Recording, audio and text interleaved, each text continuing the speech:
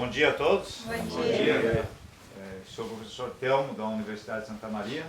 Então, no Brasil inteiro, se está se discutindo muito essa questão de como fazer um perfil de enraizamento mais profundo. Esse perfil de enraizamento mais profundo, e eu queria agradecer ao Fernando e ao David que prepararam esse ambiente aqui para nós, né? Já há alguns dias que eles vêm preparando, e ao produtor também. O produtor está presente?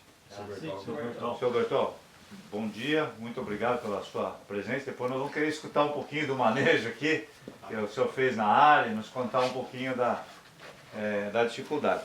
Mas eu estava falando, né, que aqui nós encontramos raízes, ó, bem profundas. Vocês estão vendo aqui essas raízes que estão bem profundas no perfil, e isso é o que nós gostaríamos. Olha, aqui eu estava abrindo aqui, ó, e encontrei raízes aí que estão a 60 centímetros. Essas raízes que vocês estão vendo aqui, ó, na verdade, elas, olha a extensão dessas raízes.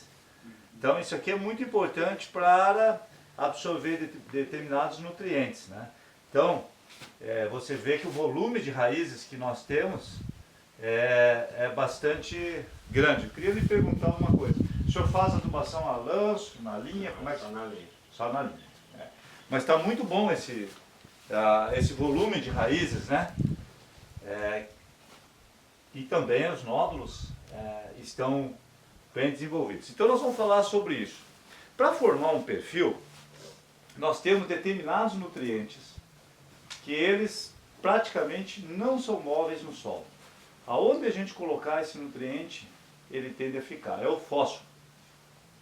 Eu costumava brincar, né, que já no fim da carreira, o Ronaldo Fenômeno, ele ficava só na área lá, mas se deslocando de um lado ao outro, da pequena área, né? Então, ele era imóvel, quando ele já estava acima dos 100 e poucos quilos. E ainda fazia um golzinho de vez em quando, né? Bom, o fósforo, ele é mais ou menos assim. Esse fósforo, aonde que a gente colocar ele no solo, ele tende a ficar. Então, é uma grande discussão que nós temos, né, com relação ao fósforo. Se eu aplicar ele a lanço, está uma preocupação porque a gente pode criar uma camada muito enriquecida em fósforo no 0 a 10, e de 10 a 20, esse teor de fósforo pode cair de 4 a 5 vezes. Então, nós podemos sair de uma camada aí de 15, 20 ppm de fósforo para uma camada de 3. Então, tem vários estudos feitos em Goiás mesmo, cooperativa comigo, eu tive a oportunidade de fazer várias visitas lá, junto com a Embrapa, e eles mostrando que se você tem esse gradiente de fósforo, isso aí prejudica a produtividade. Porque o fósforo é um dos nutrientes que atrai muito o sistema radicular. Então, e o sistema radicular é muito afetado. Então, uma das coisas que a gente pensa para o futuro é o seguinte: você alternar, quem faz adubação a lanço, eventualmente em algum momento fazer adubação na linha, e quem já faz adubação na linha, em algum momento pensar em colocar esse fósforo um pouquinho mais profundo, para alternar para não colocar sempre 20 anos na mesma profundidade, porque lembre-se que o fósforo ele não é móvel, e a planta, a única maneira de nós fazer esse fósforo descer é o seguinte: as raízes, o fósforo é pouco móvel no solo, mas é muito móvel na planta. Então a planta tem capacidade de absorver esse fósforo que está aqui na superfície e colocar esse fósforo lá para baixo na raiz. A planta tem essa capacidade para o fósforo. Nós vamos ver que o cálcio não é assim. A planta só tem fluxo ascendente. Professor, nós temos alguns clientes que muita gente quer facilitar o plantio. Tem muita gente quer adiantar, né? O operacional. Tem muita gente que está usando ainda 500 kg de adubação na plantadeira. Isso atrapalha um pouco o operacional, atrasa. Tem muita gente que pergunta pra gente se poderia usar metade. Se for 500 kg, 250 lãs, 250 na plantadeira. Isso na nossa viagem aí também apareceu isso. Então eu queria dizer o seguinte: nas áreas de abertura, quanto mais próximo o fertilizante tiver do sistema radicular, melhor. Depois que a área já está sendo adubada, aí você começa a ter flexibilidade. E eu particularmente fiz muito experimento comparando a adubação a lanço e na linha. E quando você combina as duas, parece que você potencializa.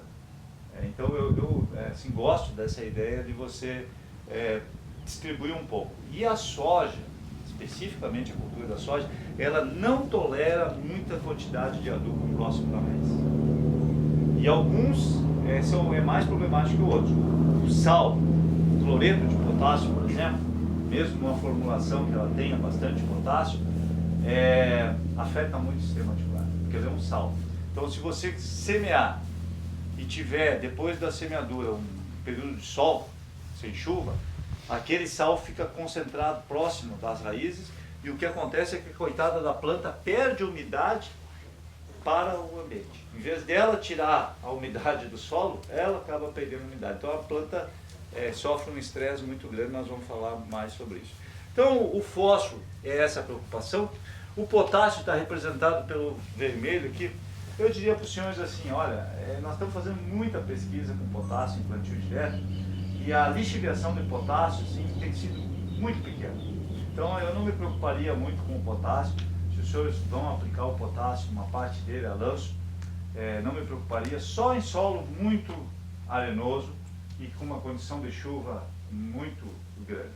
Mas não temos tido problema com o potássio. Um outro nutriente que nos preocupa bastante é o cálcio. Está representado por esse amarelo aqui. O cálcio, o ideal é que nós tivéssemos esse cálcio distribuído em todo o perfil. E isso é uma dificuldade, porque o calcário, carbonato e cálcio, ele não desce muito lentamente. Precisa muita água. Para você ter uma ideia, para dissolver aí 2 toneladas de calcário, nós precisamos algo de 3 mil milímetros, 3 mil a 5 mil milímetros. Quer dizer que isso aí é uma coisa que vai levar 3 anos, é um produto de baixa solubilidade. Esse ano é uns 2 uns anos. 2 anos igual a esse, né? Do ano Então, passado pra cá. acumulou muita água. Bom, então, e a outra coisa é que o cálcio na planta, diferentemente do fósforo, o cálcio só tem movimento ascendente. Então, para nós construirmos esse perfil profundo de enraizamento, nós teríamos que ter esse cálcio distribuído em diferentes camadas. O cálcio, ele precisa ser absorvido por essas raízes e ele estimula a multiplicação no meristema. Então, a pergunta é, como que eu vou fazer esse cálcio formar no perfil? E tem uma outra coisa, aqui embaixo, às vezes nós temos alumínio. E esse alumínio, ele é tóxico para a planta. Então, na camada de cima, a gente neutraliza o alumínio usando o calcário e modificando o pH. Já na camada de baixo, é difícil mexer no pH. É bastante difícil. Então, a maneira de nós tolerar esse alumínio tem várias maneiras, mas uma é aumentar o cálcio. Porque se tiver alumínio e tiver um pouquinho de cálcio, a planta já consegue se desenvolver. Então, uma das estratégias é aumentar o cálcio em profundidade. Como é que o senhor tem feito o manejo da calagem aqui nessa área? Por exemplo, se como o senhor quer falar. Dose de tempo em tempo, na superfície incorporada? Essa área que está com 6 anos só já. No primeiro ano sabe que foi incorporado. Foi incorporado no primeiro ano, depois... Foi só jogar 1,5 tonelada, esse ano passou, eu joguei mais 1,5. 1,5 e a cada 2, 3 anos? 2 anos. Cada 2 anos. É isso aí. Então, assim, nós temos acompanhado lavoura no Brasil inteiro e a resposta à calagem na soja tem sido surpreendente para nós. E tem algumas razões. Uma delas é essa questão do cálcio ter que estar distribuído no perfil. A outra questão da resposta da calagem é que o nutriente mais importante para a cultura da soja é o nitrogênio. E 80 a 85% do nitrogênio da soja vem do ar, num processo de fixação biológica. Essa lavoura, se ela produzir 65 sacos de soja, e eu desejo que o senhor produza daí para cima, 65, ela precisa ter 300 kg de nitrogênio. Quer dizer que é uma quantidade extraordinária. Então, tudo aquilo que nós pudermos fazer para melhorar a fixação biológica de nitrogênio é uma coisa muito importante para a soja. E aí começam os detalhes. Como é que o senhor fez a inoculação? Foi eu ter uma maquininha e eu mesmo preparei em casa. Preparou em casa. Isso. Então é muito importante a inoculação. Às vezes nós podemos aumentar a dose de inoculante. Nós podemos fazer uma co-inoculação, que é colocar o azospirillum junto. O azospirillum é uma outra bactéria, que é diferente do Bradyrhizobium, e essa bactéria ela promove o vigor das plantas. Então nós vamos falar de produtos que também vão auxiliar nesse processo. Mas então, como é uma simbiose, se a planta estiver mais vigorosa, ela vai fazer uma sociedade mais produtiva.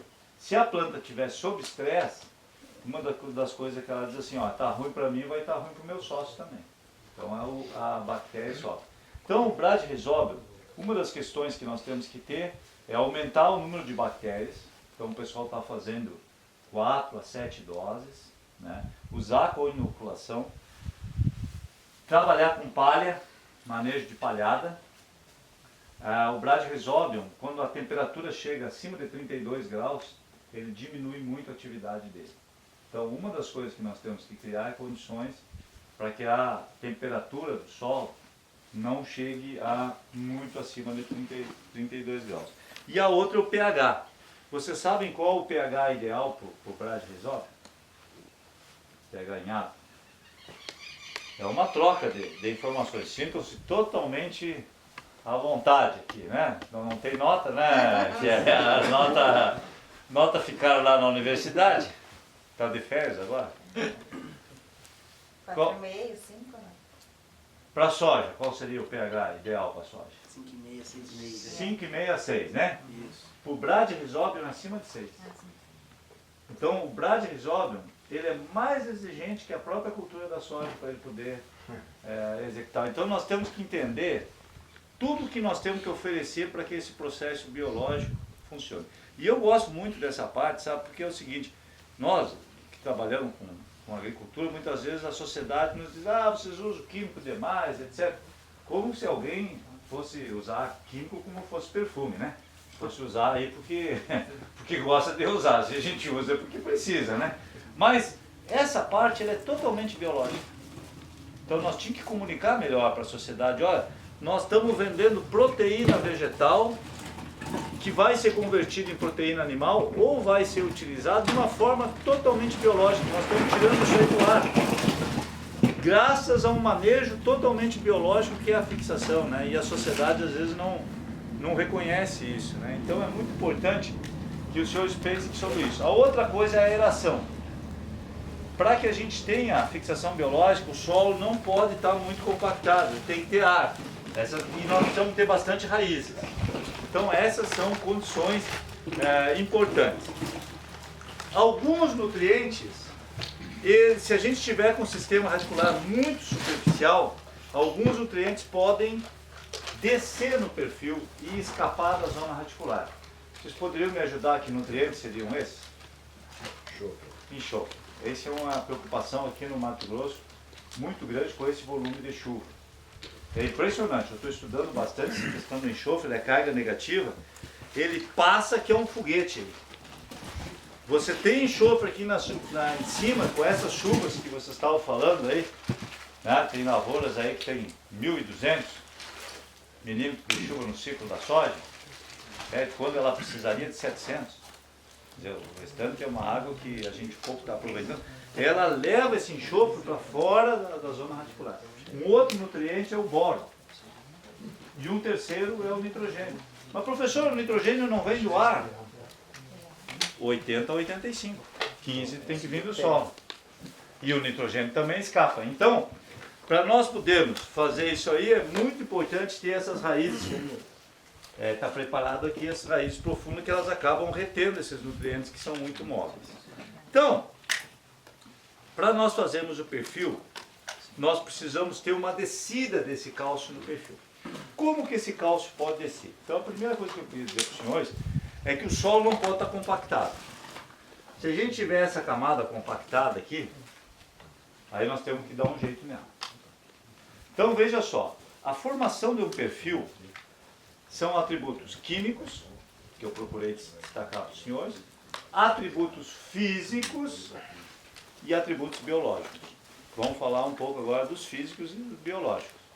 Então, se tem essa camada compactada, uma das coisas importantes é nós começar a reverter esse processo. A maneira mais natural para nós reverter esse processo é com raiz. Estimular o crescimento de raiz. A soja não é uma cultura que tenha assim, um grande volume de raízes. Pelo contrário, né?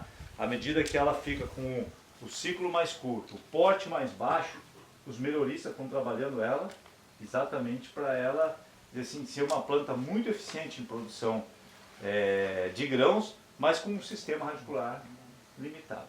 Então, nós não vamos conseguir melhorar o solo com a soja. É o contrário. Nós temos que ter outras culturas que vão melhorar o solo para que a soja possa desempenhar o seu papel. Então é fundamental que os senhores pensem no milheto, numa braquiária, porque a braquiária, por exemplo, ela pode ter 40% de toda a fitomassa dela no sistema radicular. Dependendo da espécie, do gênero braquiária, nós podemos ter aí raízes a 1 metro de profundidade. E uma vez que a raiz povoou a camada de baixo, ela começa a criar condições para as próximas raízes se aprofundarem. Então, eu queria dizer assim, ó, primeira coisa, o senhor tem que pensar num sistema de rotação.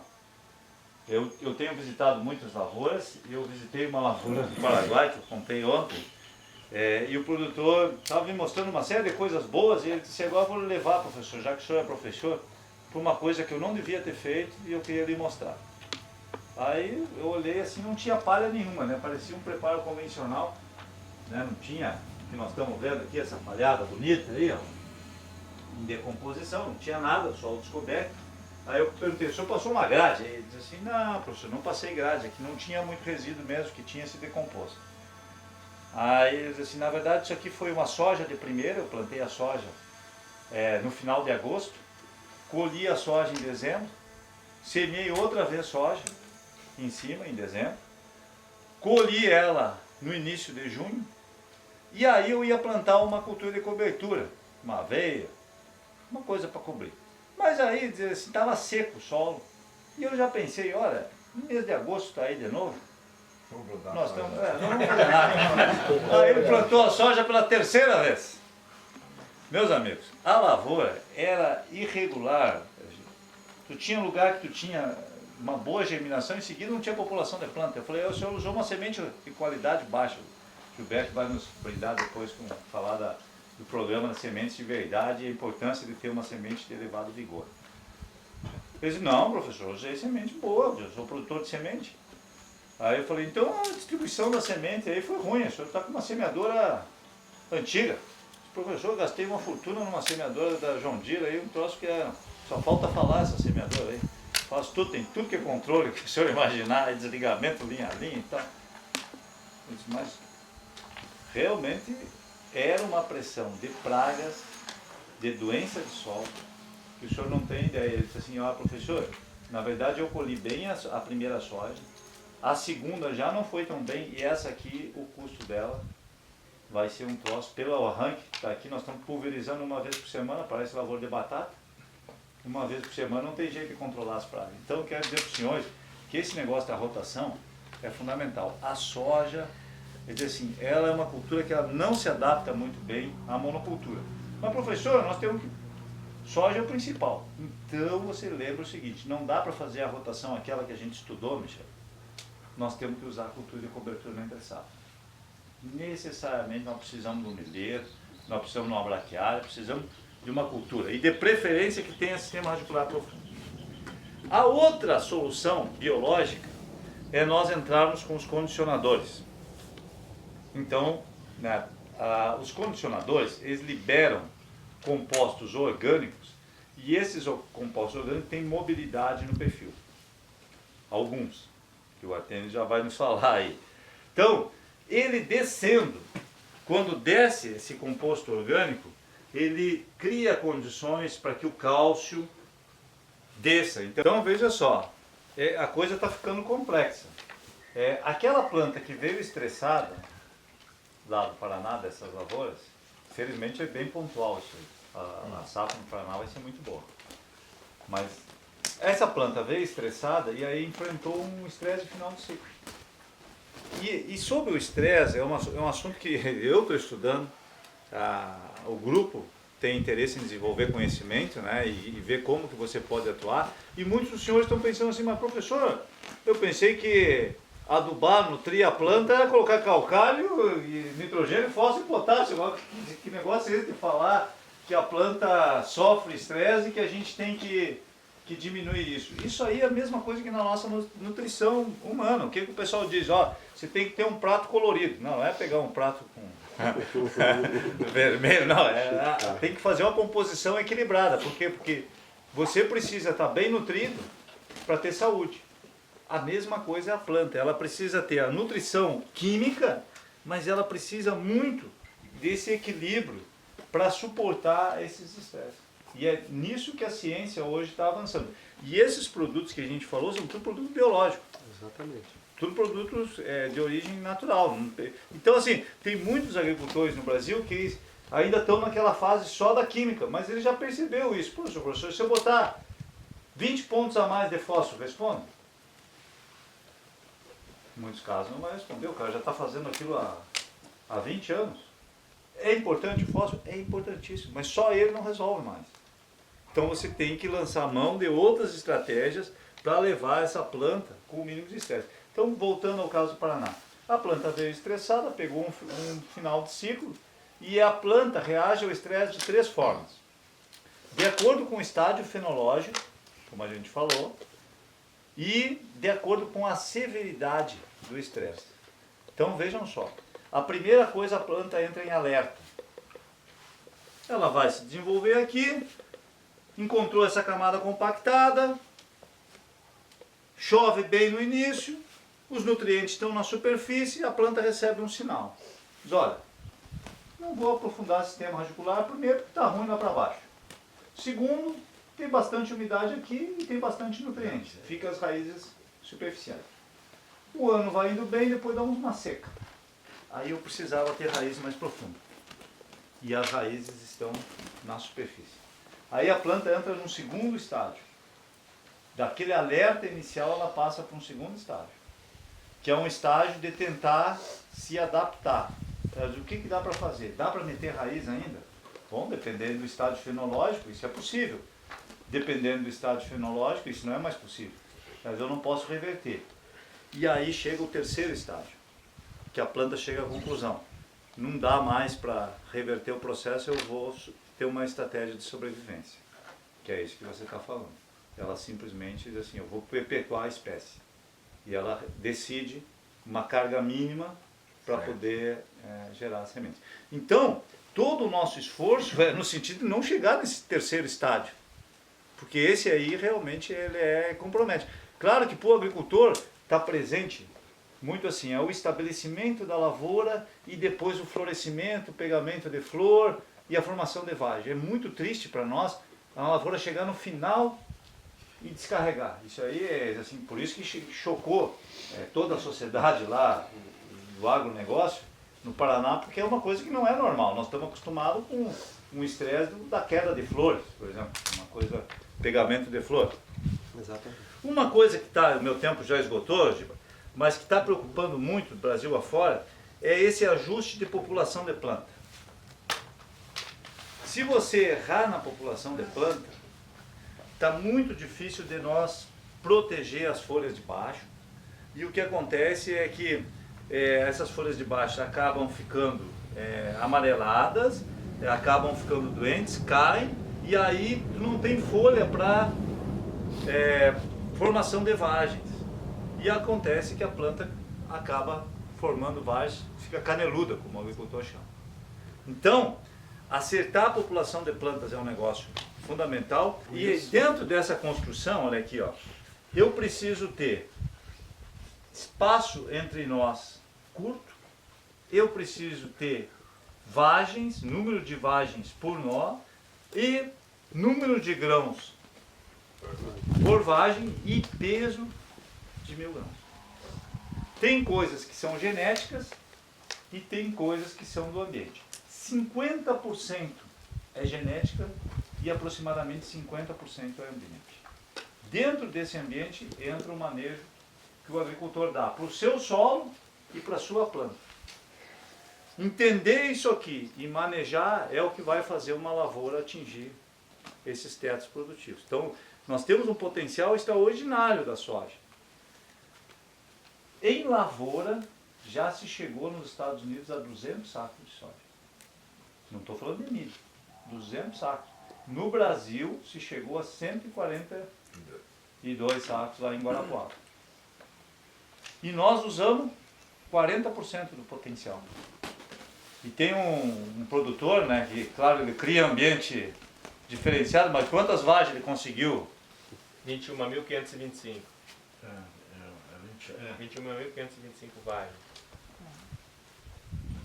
Eu tenho... Nessa proporção que o senhor está de ajuste de planta, 50% é genético. Ó, por mais que eu ajuste a população de plantas, que é o que a gente está buscando aqui.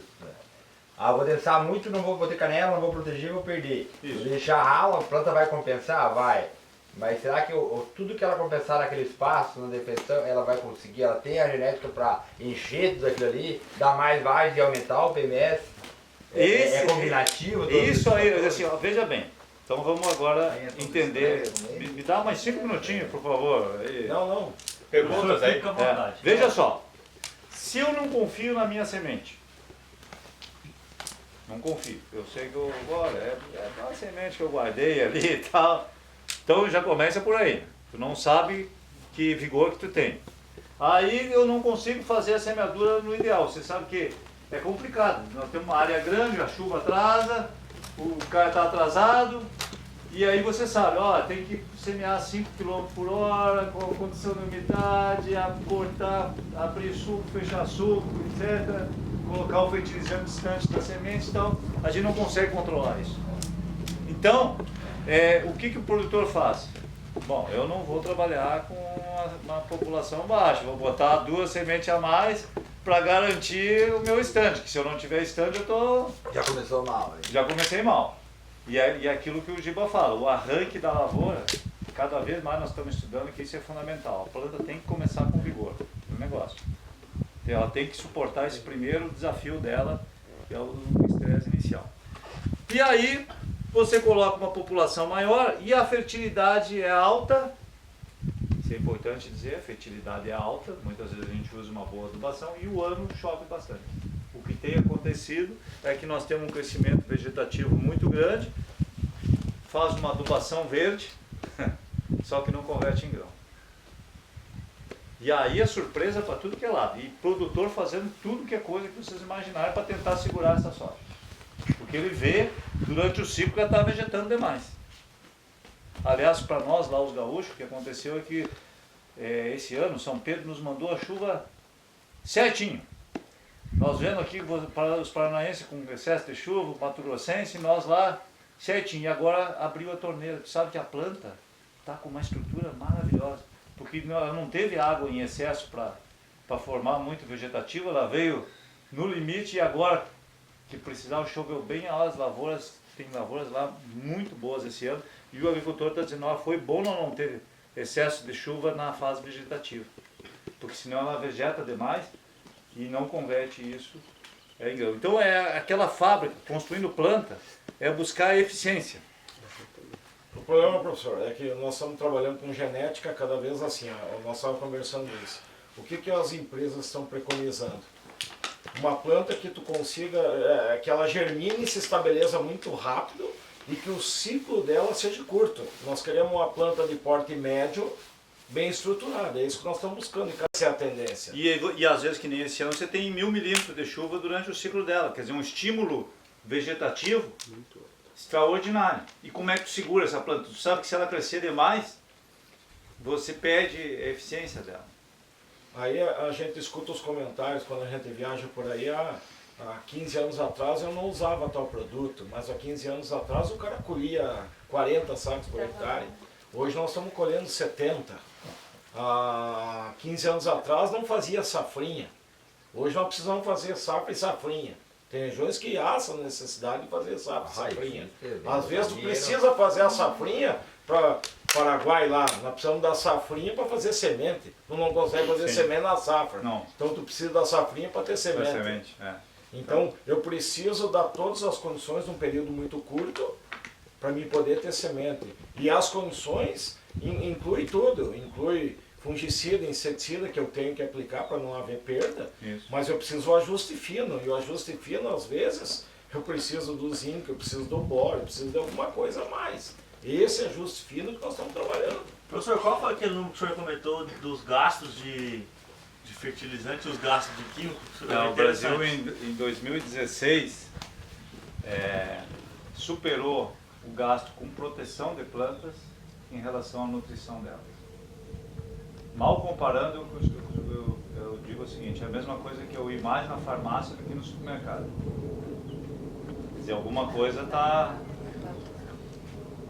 nos indicando. Eu quero que a lavoura seja produtiva. Mas isso está nos indicando que nós estamos indo para um caminho que não seria o melhor. Assim, a saúde, tanto humana quanto vegetal, passa por uma planta estar bem nutrida e estar bem equilibrada, ser vigor. Então, os americanos hoje já têm estratégias lá, que o agricultor, esse ano passado eu fiz uma viagem para lá, levando agricultores brasileiros, a cada 10 dias ele recebe uma imagem de satélite da sua lavoura para saber como é que está o vigor dela e onde que estão as manchas mais fracas, e aí ele começa a atuar dessa forma. O vigor é a saúde da planta. Então, quando a gente vê lavouras uniformes, você vê uma lavoura uniforme, isso aqui é um indicador de que as coisas estão indo bem. Quando a gente começa a ter mancha, ter desuniformidade, e se preocupa. Muitas vezes no nosso olho a lavoura parece uniforme. Só que você vai colher planta a planta e dá uma variabilidade louca. Por quê? Porque você não consegue formar essa mesma planta aqui. Ó. Essa planta aqui, se nós dissermos, ó, essa aqui é a planta que eu queria. Embora aqui eu tenho uma parte dela que ela formou um monte de galho e tal, mas não formou a quantidade de vale. Mas essa aqui seria uma planta que eu consideraria ideal. Mas logo a seguir já tem uma outra que puxa a média lá para baixo. Professor, Sim, senhor. eu não sei se eu entendi, quer dizer, eu acho que eu não entendi. Pois não. Você falou o seguinte, lá no sul ocorreu menos precipitação no início da cultura. Durante o ciclo Mas vegetativo. Você falou, exato. Mas você falou também que o ideal é a planta ter uma boa arrancada, um bom desenvolvimento no início e tal, para ter vigor. construir uma planta excelente. Isso. E daí não fica alguma coisa assim, eu gostaria dessa explicação. Tá.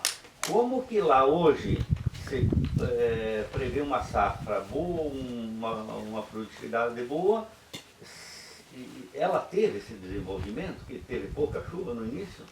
Então E daí, foi aí boa. que eu não entendi Tá. essa questão, porque ou sai bem, ou daí não...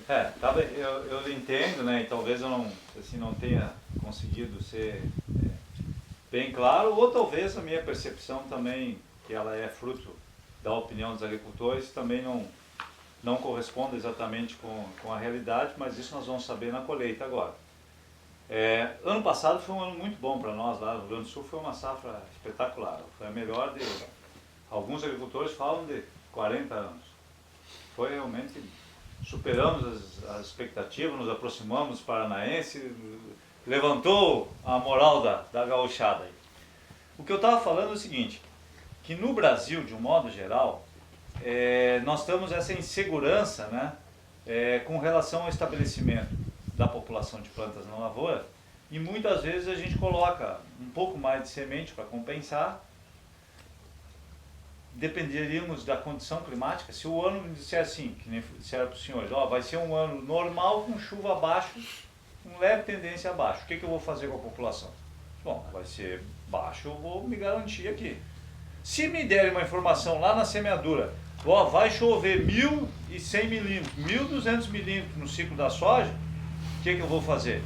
Bom, vou diminuir a população, porque isso aí vai ser difícil controlar doenças, vou ter um estímulo muito grande.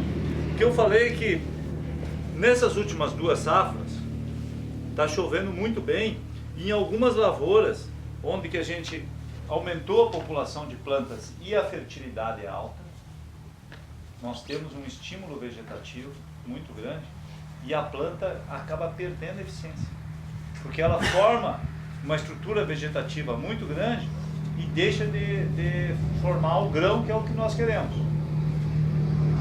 No Rio Grande do Sul, para alguns produtores, eu participei de um programa de rádio, A Voz do Campo, e nesse programa de rádio entrou produtores de todo o estado, e alguns produtores relataram assim: olha, professor, eu queria dizer que o senhor tem que me ajudar a entender por que o ano passado foi o melhor ano de 40 anos e esse ano eu estou suspeitando que eu vou ter lavoura que vai superar aquilo lá, e eu gostaria assim, que o senhor nos ajudasse a entender o que está acontecendo. E aí eu topei o desafio de ir nesses produtores. Alguns deles eu fui visitar depois do programa. E aí chegando lá, a gente começou a analisar a planta. E aí o que a gente notou? Isso que eu queria dizer assim, ó. Se você tem excesso de chuva, a planta se adapta a esse excesso de chuva. E às vezes ela não se adapta da maneira que nós gostaríamos. E você tem um pouquinho de restrição de chuva, a planta vai se adaptar, ela vai dizer, ó, vou botar mais raiz, não vou crescer tanto vegetativamente, é isso que eu tentei lhe dizer. Então a consequência é que a água veio no limite, quer dizer, nós víamos sempre sem excesso, e agora que chegou essa fase mais crítica, a chuva veio bem, e aquela estrutura de planta agora parece que está assim com 70, eu contei lá 70, 80 vagens. Então é isso que entendeu? Às vezes o excesso de chuva, a planta reage a esse excesso de chuva de uma forma que não é a que nós queremos. Por isso que você vê, às vezes, eu estou tentando roçar por cima, botando um herbicida, botando tudo que é loucura para tentar controlar, porque ele sabe, ó, eu já tenho experiência que se a soja crescer demais, não vou ter vagem. Claro que tem um material genético que é muito importante.